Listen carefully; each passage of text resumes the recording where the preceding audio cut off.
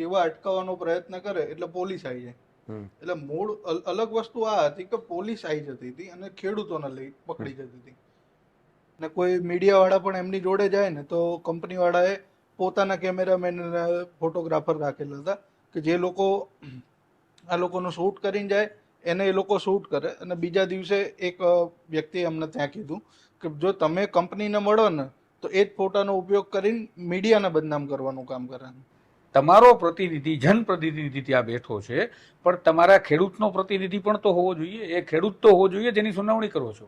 ખરેખર તેને ભાડું ચૂકવવું પડે રસ્તો બનાવવા માટે, એને દેવા પડે પૈસા, તમારી પાક વળતરની નુકસાની તમારીને ચાલવા દો છો, એનું ભાડું આપણે ટોલ નાકાનું ભાડું સરકારને આપીએ છીએ, તો આપણા બાપની જમીન ઉપર આપણને મળવું જોઈએ. એવા પણ કેટલાક લોકો એ પણ અફેક્ટેડ છે.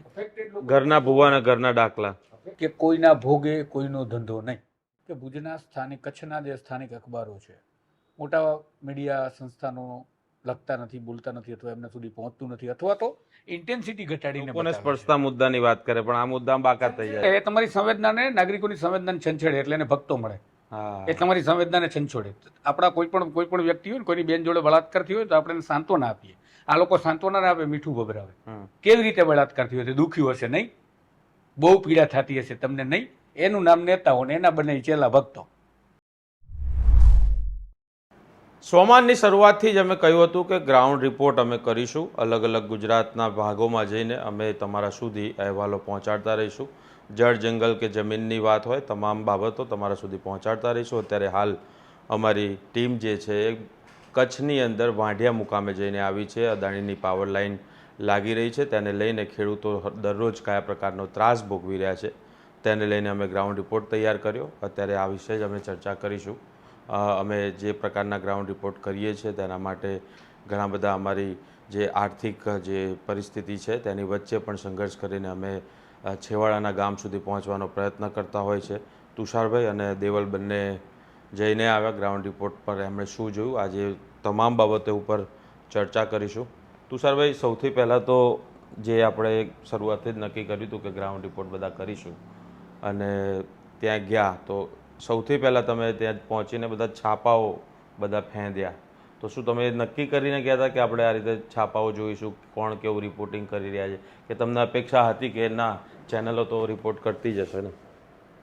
ના, એ કોઈ અપેક્ષા નહોતી ને એવો કોઈ પ્લાન પણ નહોતો. પણ જ્યારે કચ્છની અંદર અમે ગયા ત્યારે કચ્છમાં વહેલી સવારે ઉઠી અને ન્યૂઝપેપર, આમ તો આપણે સ્વાભાવિક જ્યાં જાય તે સ્થાનિક અખબારો શું લખે છે, કારણ કે સ્થાનિક મુદ્દાઓ સ્થાનિક અખબારોમાં સામાન્ય રીતે મોટા પાયે કવર થતા હોય છે, કારણ કે એમની પાસે સ્પેસ એટલા માટે જ હોય છે. તો લાગ્યું કે સ્થાનિક અખબારો શું લખે છે એનાથી આપણા જ્ઞાનમાં થોડું વર્ધન થશે કે ક્યાં ક્યાં પ્રશ્નો છે, ખેડૂતોના મૂળ પ્રશ્નો કયા કયા છે, ખેડૂતો કઈ બાબતને કારણે પીડાય છે, તેનું મૂળ શું છે, આવું બધું કંઈક હશે.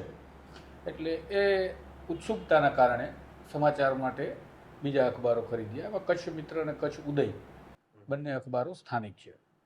અમે ખરીદ્યા, વાંચ્યું, તો બંનેમાં ક્યાંય પણ ખેડૂતોનો કંઈ પ્રશ્ન જ નહીં. એક પણ પાના પર માત્ર ને માત્ર મુખ્યમંત્રી આવ્યા હતા, એની વાહવાહી, એરપોર્ટ પર આવ્યા ને વાં આવ્યા ને પેલાના ઘરે ગયા, એ જ બધી ચર્ચાઓ અને સિદ્ધિઓ ગણાવવાની વાતો. તો અમને લાગ્યું કે કચ્છની અંદર ખેડૂતો આટલી મોટી સંખ્યામાં આપણને અમદાવાદ સુધી ફોન કરે છે, દરરોજ આંદોલન કરે છે, દરરોજ પોલીસ એની અટકાયત કરે છે, તો છતાં સ્થાનિક અખબારોને કેમ આ નહીં દેખાતું?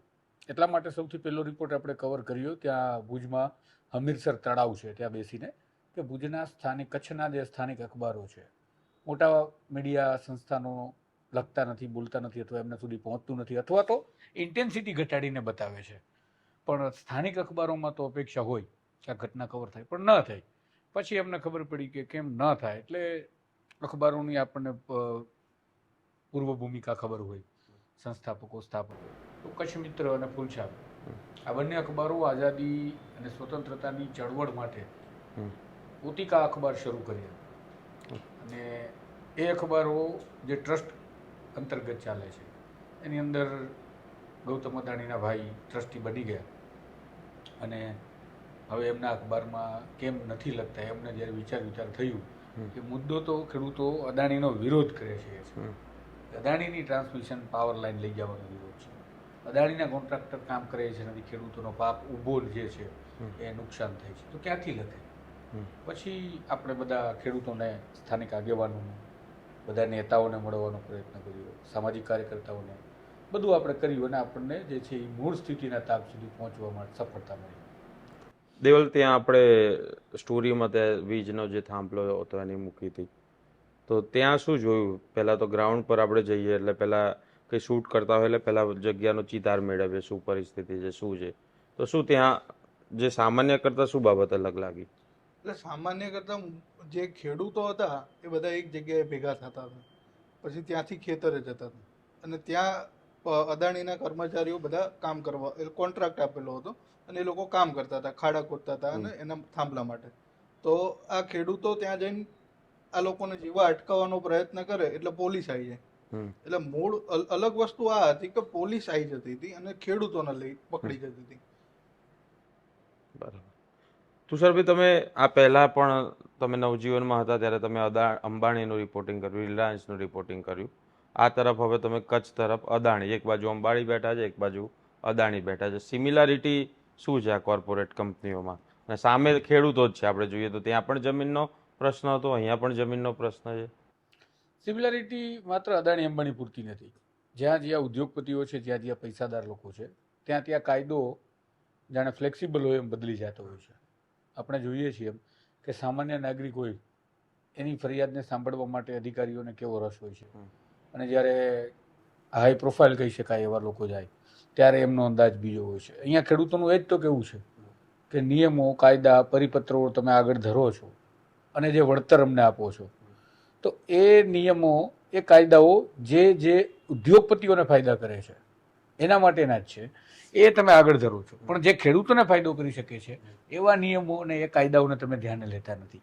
અને મહત્વનો એમનો જે વિરોધ છે કે 1885 એટલે કે ભારતની સ્વતંત્રતા પહેલાં બ્રિટિશ ઇન્ડિયાની અંદર અંગ્રેજોની સરકાર હતી ત્યારે જે ટેલિગ્રાફ એક્ટ હતો, એ ટેલિગ્રાફ એક્ટનો ઉપયોગ અત્યારે શા માટે? જ્યારે કે ભાજપના નેતાઓ વાહવાહી લૂંટે છે કે અમે હજારો કાયદા બદલી નાખ્યા જે અંગ્રેજોથી ચાલ્યા આવતા હતા, અને ખેડૂતો કહે છે કે એનો ઉપયોગ કરો છો તો એ પ્રમાણે કમ્પેન્સેશન આપો.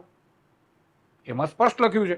તો વળતર આપવાની વાત આવે ત્યારે તમને 2023ના કાયદા દેખાય, બીજા કાયદા દેખાય. જ્યારે સંપાદન કરી અથવા તો જ્યારે ઓર્ડર કરવાનો છે તો તમને 1885ના કાયદા દેખાય. એટલે કે બંને તરફે તમે કાયદાઓની માયાજાળમાં ખેડૂતોને પૂરી દો છો, અને એના કારણે ખેડૂતોને જે મૂળ જમીનનું વળતર છે એ નથી મળતું. સાગર, તું વિચાર કર કે આપણી જ ખેતીની જમીન હોય, એ ખેતીની જમીનની અંદરથી એક વીજળીની લાઈન નીકળે. હવે તમારું 10 વીઘાનું ખેતર છે ને મિડલમાંથી લાઈન નીકળી મારી લે તો 65 મીટર તો કોરિડોર છે. એટલે કે 65 મીટરનો જે સ્પાન છે એ ખુલ્લો રાખવાનો, વચ્ચે પટ્ટો પડશે. તો એ પટ્ટાની અંદર એમના થાંભલા છે, એની ઉપરથી એમની લાઈન નીકળશે. એટલે એ જગ્યા જ્યારે ખેડૂત બિનખેતી કરવા જાય તો નહીં થાય, અને થશે તો મોટા માર્જિન મૂકવા પડશે, પાછળ મળશે થોડી જમીન.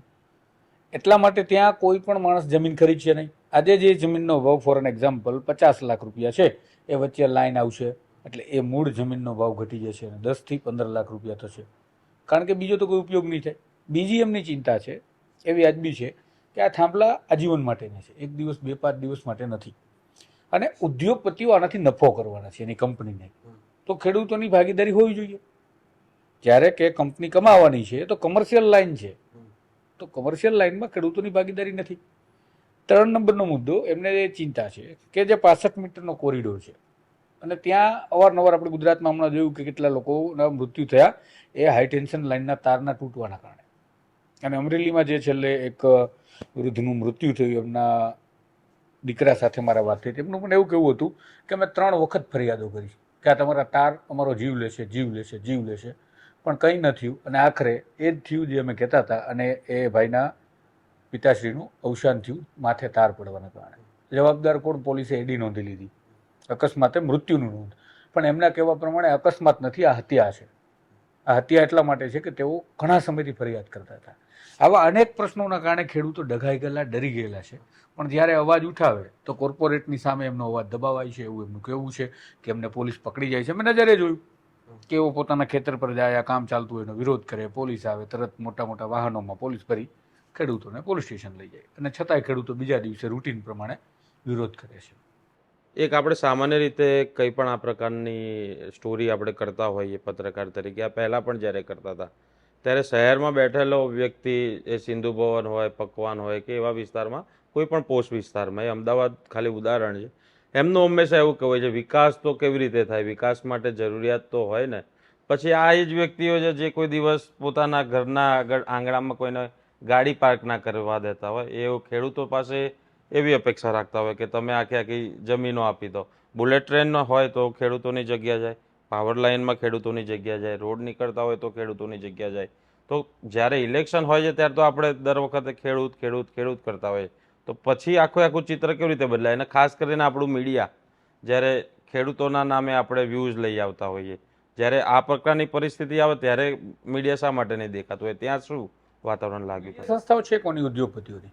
હમ. મોટાભાગની સંસ્થાઓમાં પાછળ કોણ છે? ઉદ્યોગપતિ, અથવા તો ઉદ્યોગપતિ નથી તો બિલ્ડર છે.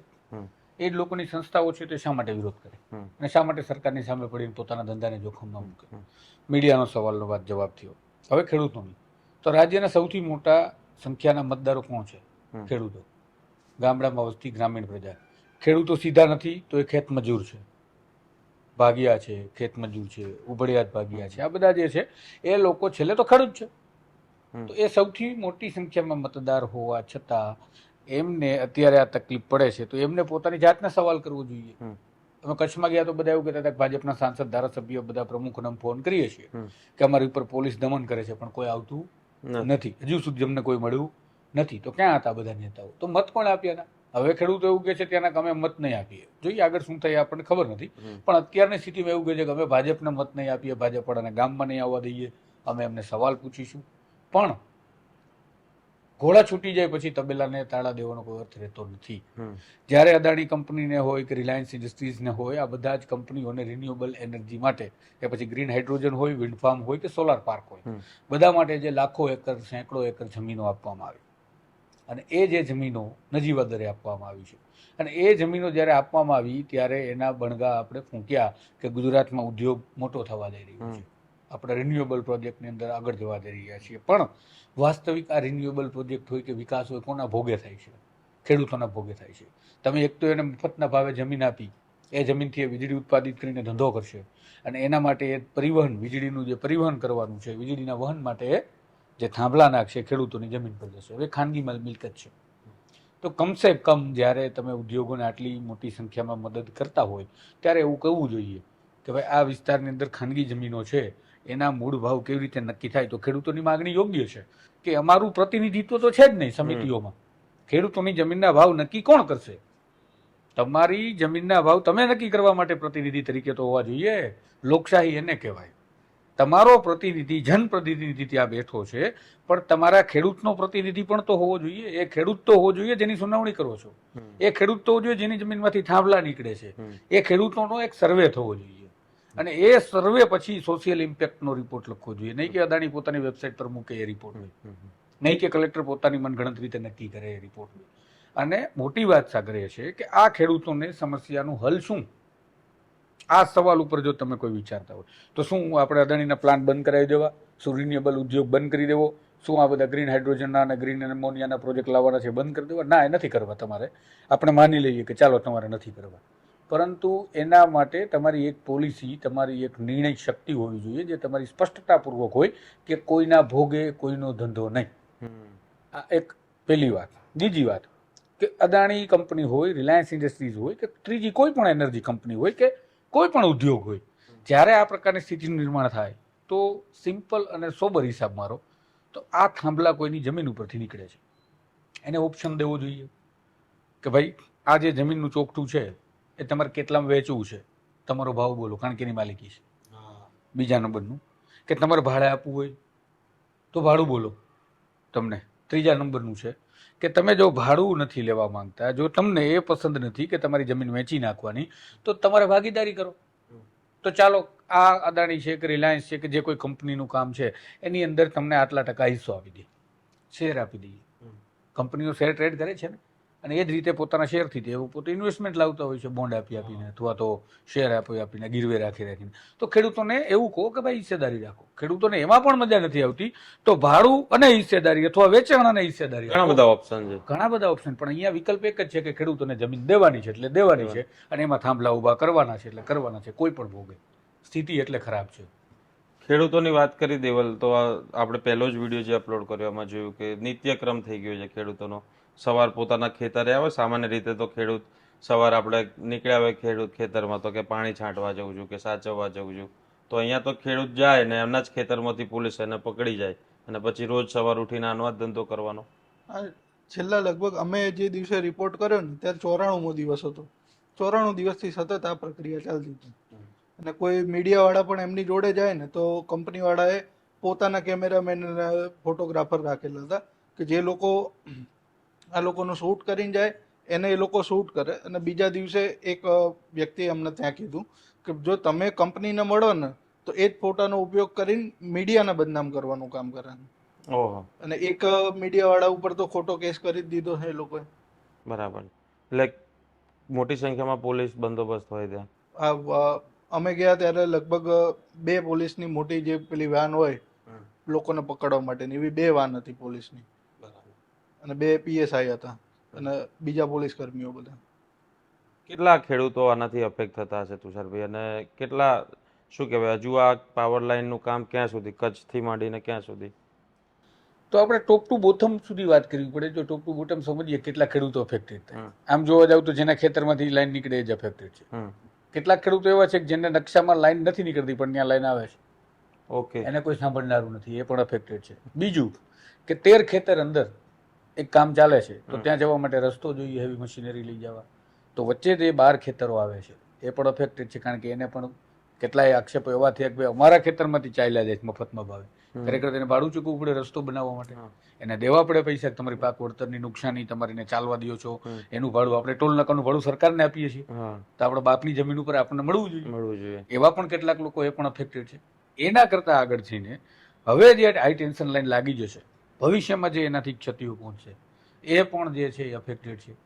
એના કરતાં આગળ જઈને જે પશુ પંખી પક્ષીઓની જે વાત છે એના માટે એ બધા એસેસમેન્ટ કર્યું છે. એવું નથી કહેતો નથી કર્યું, કારણ કે એ લોકોની વેબસાઇટ જે કંપનીઝની છે અસેસમેન્ટ બતાવે છે કે અમે કર્યું છે, પણ એ અસેસમેન્ટમાં જનભાગીદારી નથી. ઘરના ભૂવા અને ઘરના દાખલા, અફેક્ટેડ લોકો જોવા હોય તો તમારે સ્થાનિક લોકોની ભાગીદારી રાખવી પડે તો તમને ખબર પડે કે અહીંયા મૂળ પીડા કેવી છે. પણ એ મોટી સંખ્યામાં લોકો છે. અને હજી તો હું કહીને આવ્યો છું કેટલાય ખેડૂતોને, કારણ કે આ જે જગ્યા પર હું બધે આટા મારતો ત્યાં ઘણી જગ્યાએ અગાઉ જૂની લાઈનો નીકળી હતી પાવર ગ્રીડ, એ જૂની લાઈનો વાળાને હજી વળતર નથી મળ્યા.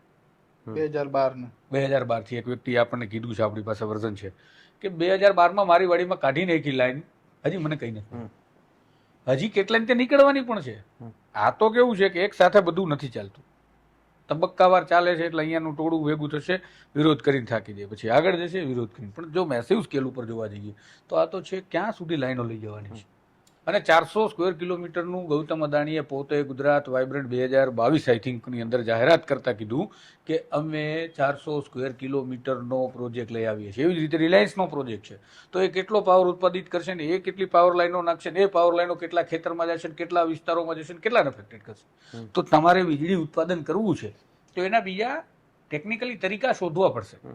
આજે હું તને સમજાવું, આપણે SGIB અમદાવાદ આ જે પોલ છે ત્યાં કોઈને ત્યાં એવું કહે છે કે ભાઈ મારે 64 મીટર 54 મીટર અલગ અલગ ક્ષેત્રફળ જમીન રોકે છે, એટલા વિશાળ પોલ છે.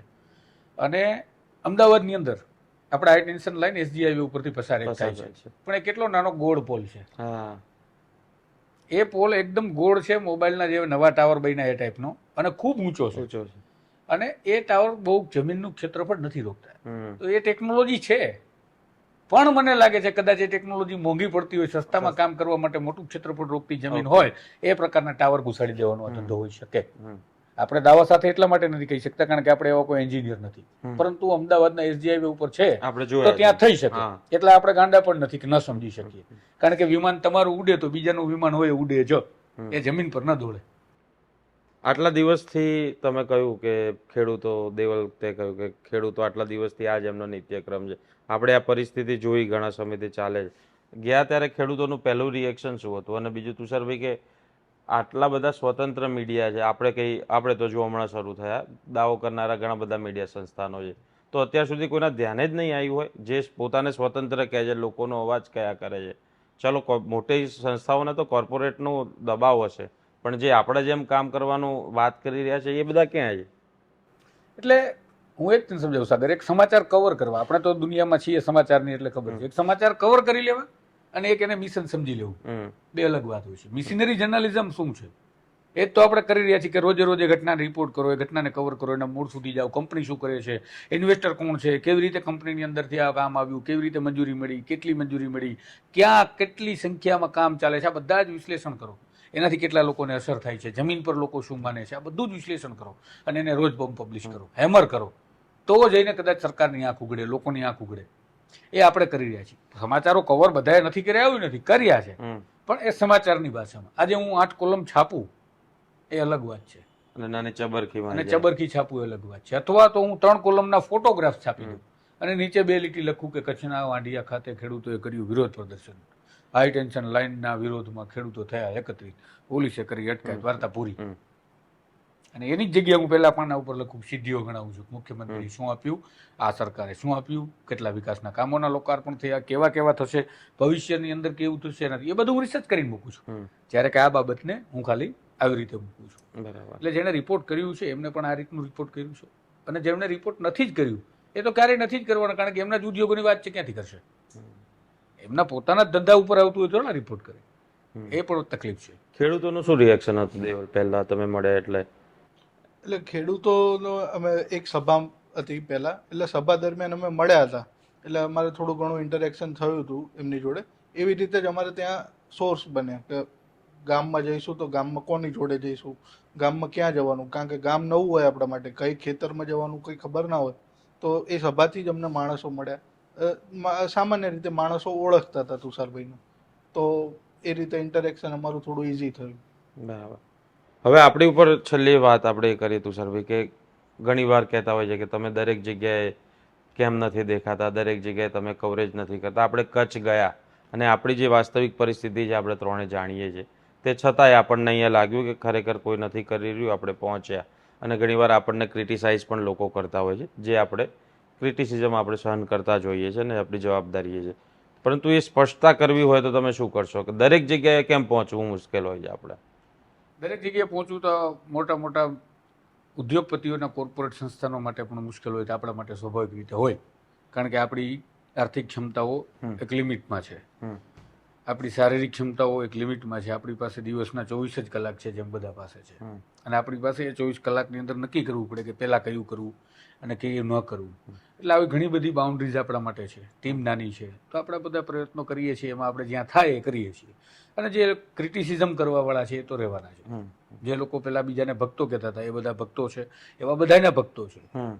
એવું નથી પાછી એકના છે. પણ હું એવું કહું છું કે દરેક ઘટનાને અલગ કરીને જોવું પડે. આ એક જાનીવાલી પીનારા જેમ આપણે ભણતા ત્યારે એક સ્પેક્ટ્રમ આવતું, એમ એક સ્પેક્ટ્રમ હોય છે. ઈઝી ભાષામાં દરેક રંગને જોવા પડે, બધાને ભેગા કરી દો પાછું સફેદ જ દેખાય. પણ જ્યારે એનું વિશ્લેષણ કરીએ ને તમે રંગો અલગ પાડો ત્યારે તમને સમજાય. અને એટલું બધું વિશ્લેષણ કરવાની ક્ષમતા આજના દર્શકોમાં આપણે નથી રહેવા દીધી. દર્શકોને ક્યાંક ને ક્યાંક કોઈની ભક્તિમાં ગુમરાહ થઈ ગયા છે, કોઈને કોઈ નેતા છે તેની પાછળ દોટ મૂકવી છે, કોઈ પત્રકાર છે તો એની પાછળ પણ દોટ મૂકવી છે. પછી એ જ પત્રકાર 5 દિવસ પછી ખરાબ થઈ જાય, એ જ નેતા પછી 5 દિવસ પછી ખરાબ થઈ જાય, કારણ કે એનો મોહ ભંગ થઈ જાય. જેમ આપણે મીઠાઈ ખૂબ ખાઈએ પછી આપણું મોઢું ભાંગે, પછી આપણે દાળ પીએ, એ જ રીતે મીઠાઈ જેવા નેતાઓ અત્યારે મીઠા લાગતા હોય પછી ભરાઈ જાય કે તું તો વખાણ કરતો હતો ભાઈ, તું તો એનો ભગત હતો, એટલે પછી એ ભાઈ દાળ પીવે અને ફરી મીઠાઈ ખાય. એ જ સિસ્ટમ છે. પણ એ દાળ કઈ હોય છે? એ દાળ એવી હોય છે કે એ એવું કહીને બચી જશે કે અમે તો પહેલા જ કહેતા હતા કે આને સરકાર ફિટ કરી દેશે, અમે તો પહેલા જ કહેતા હતા કે સરકાર હરામી છે, અમારા નેતાને ફિટ કરી દીધા, એને પરેશાન કરે છે, અમારા નેતા વિરુદ્ધમાં ષડયંત્ર ચલાવે છે. એ દાળ છે ખરેખર આત્મસંતોષ લેવા માટે કે હવે મારે આટલા વર્ષ ભક્તિ કરી છે ને હવે કોક અમારો ભગવાન ખરાબ છે મરી ગયા, એટલે હવે એને ભગવાનનો બચાવ નથી કરવો, પણ પોતાની આબરૂ બચાવવા માટે મજબૂરી વશ એ દાળ પી અને ભગવાનના વખાણ કરતા હોય છે મીઠાઈ ખાઈ ખાઈને. બરાબર. આપણને તો જો કે આમાં બહુ સારો પ્રતિસાદ મળ્યો ને લોકોએ આપણે કોમેન્ટ પણ વાંચી બધી, ઘણા બધા લોકોએ પસંદ પણ કર્યા આપણો જે ગ્રાઉન્ડ રિપોર્ટ હતો. જે નહોતા બોલતા અને એ એમના હશે મર્યાદાઓ, પણ આપણે બોલવાનો ટ્રાય કર્યો ને હજુ પણ બીજા ઘણા બધા વિડીયો આપણે આમાં કરવાના જ છે. અને આવું કોર્પોરેટ કંપનીનું ખાલી ગુજરાત તો આપણે બતાવ્યું, બાકી બીજા પણ રાજ્યોમાં આપણે જોયું જંગલોનો સર્વનાશ કર્યો, ત્યાં માઇનિંગ શરૂ કર્યું છે. બીજા નેતાઓ ક્યાં છે? હું એમ કહું છું આ બધું આપને દેખાય છે, નેતાઓ ગાંડા છે કે આપણે જાજા હોશિયાર છે? એ કેમ નથી બોલતા? એ ક્યારે કોઈ કોર્પોરેટનું નામ કેમ નથી બોલતા? કોણ ફંડિંગ લાવે છે, કઈ પાર્ટી નથી ફંડિંગ લેતી, લેતી. કઈ પાર્ટીના નેતાઓએ પૈસા નથી લીધા કોઈ કોર્પોરેટના. આવીને જાહેરમાં દલીલ કરે હું કરવા તૈયાર છું. કોઈ પક્ષનો નેતા એવો હોય અને જે સતત ચમરબંધી પટ્ટા જે કંઈ પણ ઠેકડા મારતો હોય, ઉદ્યોગપતિના પૈસા લઈને ચૂંટણી ના લડ્યો હોય, મારી પાસે સામે આવે, હું કહું કે કેમ નથી લડતો, એની પાર્ટી હોય, એનો નેતા હોય, એની પાર્ટીનો સુપ્રીમો હોય, પૈસા ક્યાંથી આવે છે? બરાબર, કોઈની બા દાડીએ જઈશ, કોઈની ઘરવાળી નોકરીએ જઈશ, સાચી વાત. કોઈના છોકરા બાળમજૂરી કરે છે, તો આખો દી ઇનોવા લઈને ફરવું કેમ પોવાય છે? ક્યાંથી આવે ડીઝલના પૈસા? આ નેતાઓ જે પોતાને ખાસ આદમી કહે, મહત્વના આદમી કહે, હા, લોકોને સ્પર્શતા મુદ્દાની વાત કરે પણ આ મુદ્દા બાકાત થઈ જાય. એ તમારી સંવેદનાને, નાગરિકોની સંવેદનાને છંછેડે એટલે એને ભક્તો મળે. હા, એ તમારી સંવેદનાને છંછોડે. આપણા કોઈ પણ વ્યક્તિ હોય ને, કોઈની બેન જોડે બળાત્કાર થયો હોય તો આપણે એને સાંત્વના આપીએ. આ લોકો સાંત્વના ના આપે, મીઠું ભભરાવે. કેવી રીતે બળાત્કાર થયો છે? દુખ્યું હશે નહીં? બહુ પીડા થતી હશે તમને નહીં? એનું નામ નેતાઓ ને એના બને ચેલા ભક્તો. પછી ભક્તિ રસ પછી એક સમય આવે ને પછી પૂરો થઈ ભક્તિ રસમાં પછી એનું શોષણ થાય. જાય. જ્યાં જ્યાં ભક્તો ગયા એના શોષણ થયા છે. પછી શોષણ થાય, પછી એ શોષણનો પીડિત બને, પણ પછી પીડિત કઈ કહી ન શકે એવી સ્થિતિમાં હોય, એટલે પછી પોતાને સમર્પિત સેવક બતાવે. બરાબર. કંઈ નહીં, તો આ રીતે જ અમે ગ્રાઉન્ડ રિપોર્ટ તમારા સુધી પહોંચાડતા રહીશું અને આ પ્રકારની ચર્ચાઓ અમે હવે નક્કી કર્યું છે કે સતત તમારા સુધી કર્યા રહીશું. અમારા જે અનુભવો છે તમારા સાથે શેર કર્યા રહીશું. અમારા પણ બીજા ટીમના જેટલા મિત્રો છે વારા પરથી તમારા સુધી આ રીતે ગ્રાઉન્ડ રિપોર્ટ કરીને આવશે, ત્યારબાદ તમારા સામે આવશે, શું એમના અનુભવ રહ્યા તેના વિશે વિસ્તૃત ચર્ચા કરીશું. જો આ વિડીયો તમને પસંદ આવ્યો હોય તો લાઇક, શેર અને સબસ્ક્રાઇબ જરૂરથી કરજો. સોમાનની ચેનલને વધારે ને વધારે શેર, લાઇક અને સબસ્ક્રાઇબ કરો તેવી અમે તમારી જોડે અપેક્ષા રાખીએ છીએ અને તમારા જે કંઈ પણ મંતવ્ય હોય તે કોમેન્ટ બોક્સમાં જરૂરથી જણાવજો. નમસ્કાર.